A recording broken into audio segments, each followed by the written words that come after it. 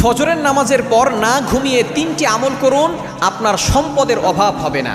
নবীজি ইসলাম নিজে আমলগুলোর কথা বলে দিয়েছেন। আপনি ফজর নামাজের পরে ঘুমাবেন না, কারণ এই ফজরের সময়টা হচ্ছে বরকতের সময়। আমরা অনেকে ফজরের নামাজ না পড়েই ঘুমিয়ে থাকি, আবার অনেক সময় দেখা যাচ্ছে নামাজ পড়ে অনেকে ঘুমিয়ে যায়। এই ফজরের পরের সময়টা হচ্ছে বরকতের সময়। নবী ইসলাম এই সময় বরকতের দোয়া করেছেন, বুখারীর হাদিস।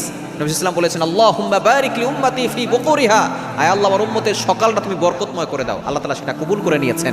সুতরাং ফজর নামাজের পরে না ঘুমিয়ে 3টি আমল করবেন। 1 নম্বর হচ্ছে দুরূদ শরীফ 100 বার পড়বেন, 100 বার দুরূদ শরীফ পড়বেন। আপনি দুরূদের ভিতরে সবচেয়ে ফজিলতপূর্ণ দুরূদ হচ্ছে দুরূদ ইব্রাহিম, এবং সবচেয়ে ছোট্ট দুরূদ হচ্ছে সাল্লাল্লাহু আলাইহি সাল্লাম, এটা আপনি পড়তে পারেন।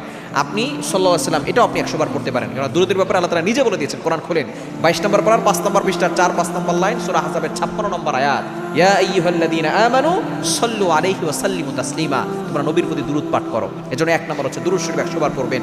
দ্বিতীয় নাম্বার হচ্ছে